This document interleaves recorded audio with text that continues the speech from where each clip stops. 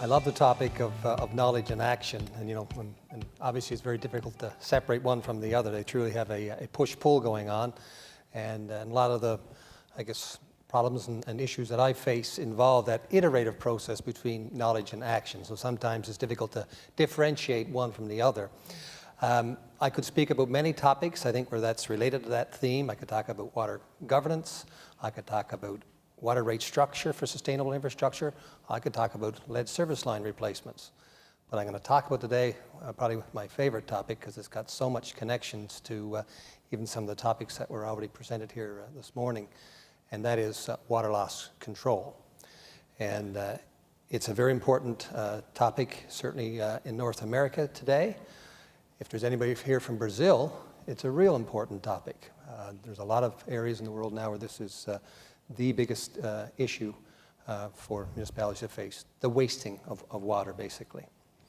So I'm going to give some perspective of what that's about.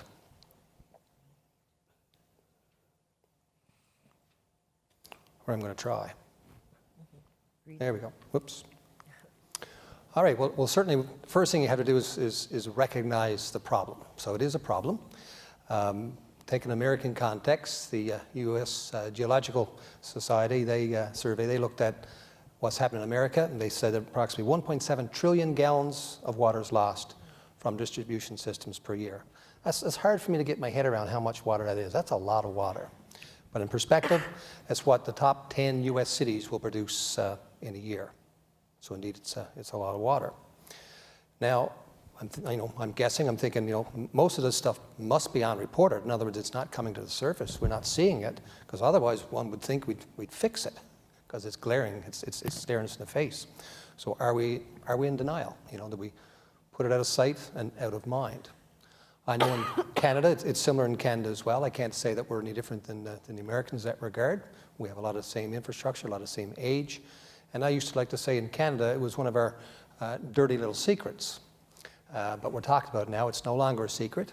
It's just dirty. So we've got to do something about it. We've recognized a serious problem. So the issue is, of course, our leaks, a lot of them are not surfacing, so we don't see it right in front of us, which is unfortunately what humans need sometimes, where we need to see the problem right in front of us before we'll act. So is there a solution? Well, we can't replace all of our leaking pipes all at once for lots of reasons. It's very expensive to do that.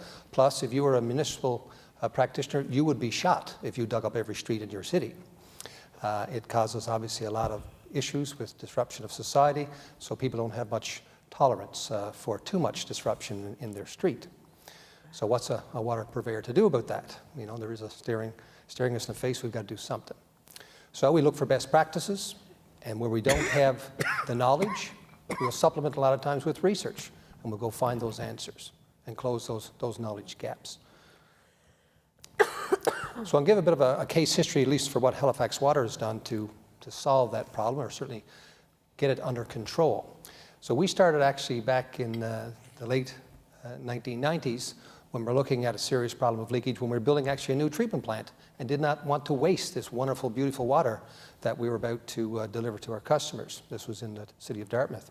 So we started looking at best practices in America, didn't necessarily like what we saw at the time, started to look towards Europe, and actually discovered this emerging, I guess, best practice, the International Water Association. So we actually hired an international expert. His name is Alan Lambert from the UK, and we brought him into Halifax. He showed us a different methodology.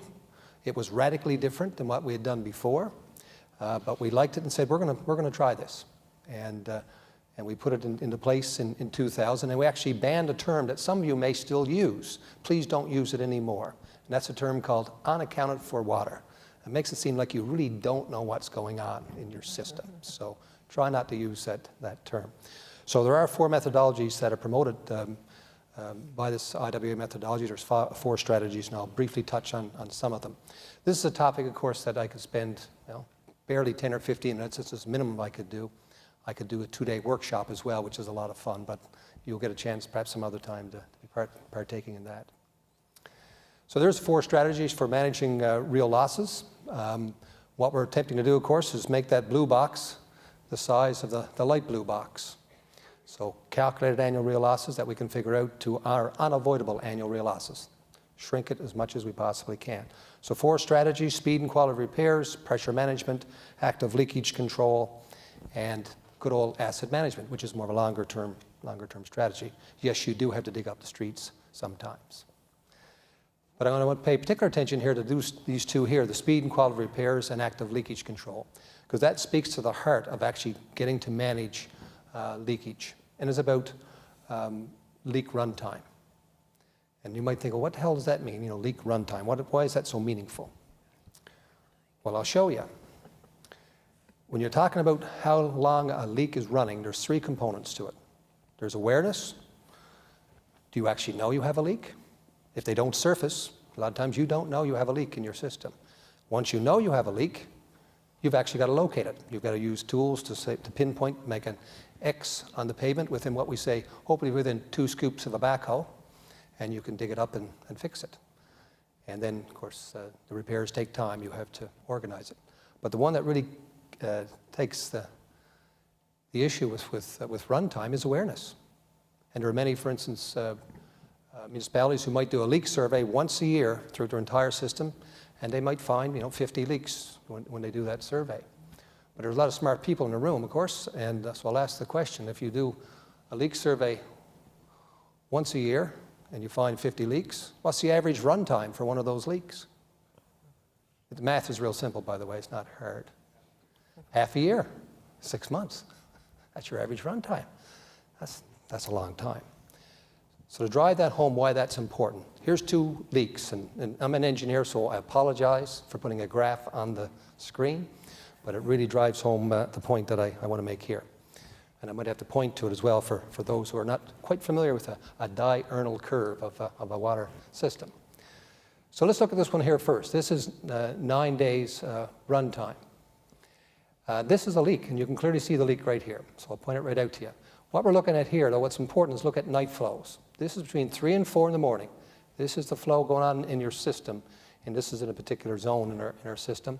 So something happened here. We got a major leak. We fixed it, and it's back down again. Very small leak. Okay, it's only 5 cubic meters per hour. Did not surface. You're never going to find it. Now I'm actually airing some dirty laundry here. We normally would not let a leak run that long, but our superintendent went on vacation right there.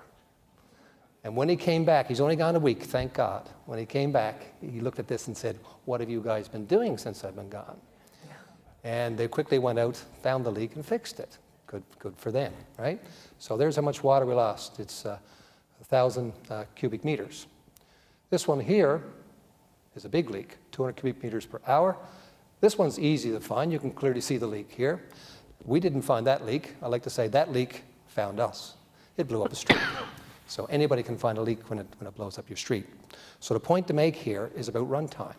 The one that actually skins you alive is that leak right there. That's the one that will cause you the most financial and economic ruin. So managing leak runtime, the key to managing it is the awareness of and the willingness as well to repair leaks. Once you know you have a leak, you have an obligation to fix it. And maybe that's why some people don't want to find them, perhaps. But the key is to find the leak when it's small and find it early. That's the key. So how does a utility become aware of these unreported leaks, these small ones that drive us a little crazy? We do it by implementing district metered areas, and they can provide awareness of leakage in real time. We can monitor our zones through our SCADA system so we can see what's going on in real time, and we break up our zones into manageable areas where we can utilize our acoustic leak detection tools, our digital correlators, or our ground microphones, or geophones to find the leaks. Key to this, and I've already showed you on the slide, that nighttime flow between 3 and 4 in the morning. That's when you're not using the water. That's when we can actually determine a lot about what's happening in the system. And the old adage, if you can measure it, you can manage it. So if you're not measuring what's going on in your system, you're going to have a hard time managing it. So this is what a colorful screen showing the DMAs is all about. Don't try to read anything on this screen. This is just meant to show you that DMAs come in all shapes and sizes, and there's roughly 75 DMAs on that slide for the Halifax, Dartmouth area, which we operate our systems under. So very important to recognize that the DMAs are not a cookie cutter piece. A district metered area? Yeah. Basically, it's like, well, I'll explain this way. Sometimes looking for a leak is like looking for a needle in a haystack. So we think, well, how can you approach that a little differently to find, the needle being the leak? Well, why don't we break up the haystacks? So the DMAs are basically taking a big system, breaking up into smaller zones, and then using your SCADA system to find which one of those zones has the needle. And then once you do that, you've got a shot at finding that leak. So there's kind of a good way, I think, to describe it.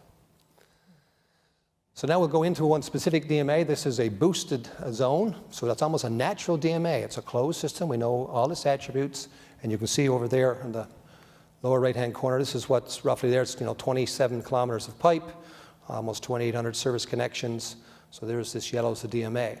Neat thing to look at, you get to see the diurnal curve again. I love that word. That's a great word. It repeats itself each day in, day out. There's a daily flow.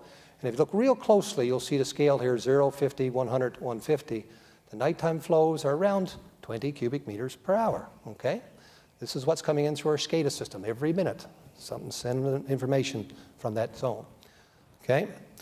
We then do a bottoms-up calculation. Well, theoretically, what should be going on in that zone at nighttime? And you can see that this one is pretty darn close to 20 cubic meters an hour. That means we have a tight system. We don't need to go looking for leaks in that zone. So that's what a DMA kind of looks like on the ground. So we've got 75 of these in our system. Now, sometimes they're not naturally occurring. You're lucky you got a boosted zone. That's an automatic DMA. Sometimes you had to create your own DMA. So there's a quick case history of what we did to show. In the big blue in the middle here, that's a huge, huge zone, too big to get good resolution on. So we decided we'll break up the haystacks.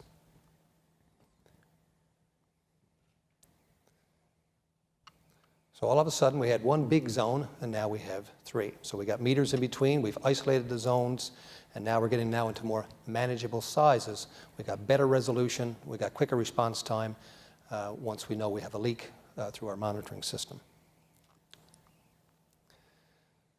So that's the overall, holistic approach with DMAs about reducing runtime.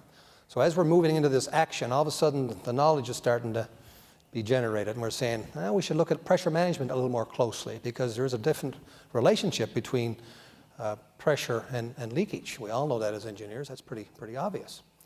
And of course, pressure management is absolutely one of the strategies promoted by the IWA, AWWA water loss control methodology.